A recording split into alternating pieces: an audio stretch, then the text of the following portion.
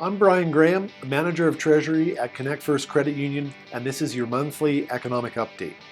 Wall Street has been selling Main Street on the belief that experts can consistently time the market and make accurate predictions of when to buy and sell for literally decades now. The truth is they can't. No one can. Not even professional economists, and not even for large-scale market indicators.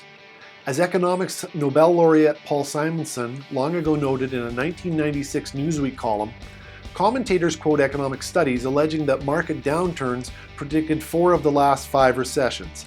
This is an understatement. Wall Street indexes predicted 9 of the last 5 recessions. Even in a given technical area, where you might expect a greater level of specific expertise, economic forecasters fumble. On December 22, 2010, for example, the Wall Street Journal ran a piece on how the great hedge fund financier T. Boone Pickens had abandoned his plan of investing in wind energy. Pickens had invested $2 billion US based on his prediction that the price of natural gas would stay high.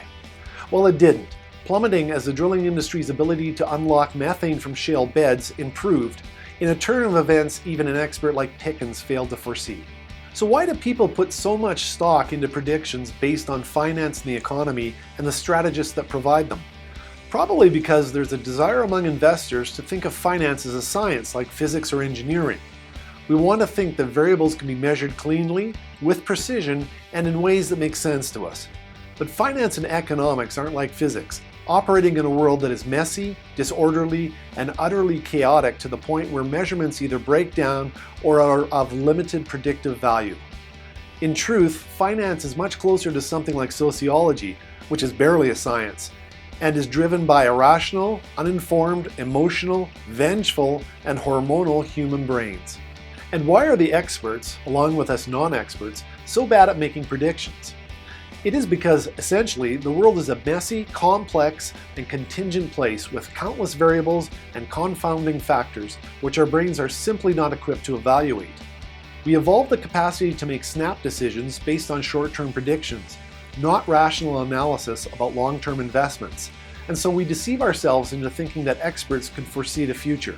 This self-deception among professional prognosticators was investigated in a 2004 study at the University of California at Berkeley, which found that after testing 28 experts in political science, economics, history, and journalism, making a staggering 82,361 predictions about the future, concluded that they did little better than a dart-throwing chimp.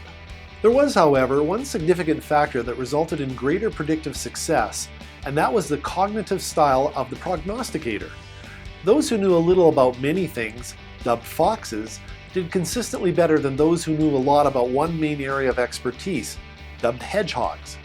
It appears that being deeply knowledgeable on one subject narrows the focus and increases confidence, but also blurs the value of dissenting views and transforms data collection into belief confirmation. One way to avoid being wrong is to be skeptical whenever you catch yourself making predictions based on reducing complex variables into one overarching scheme. Another is just don't ever make any predictions.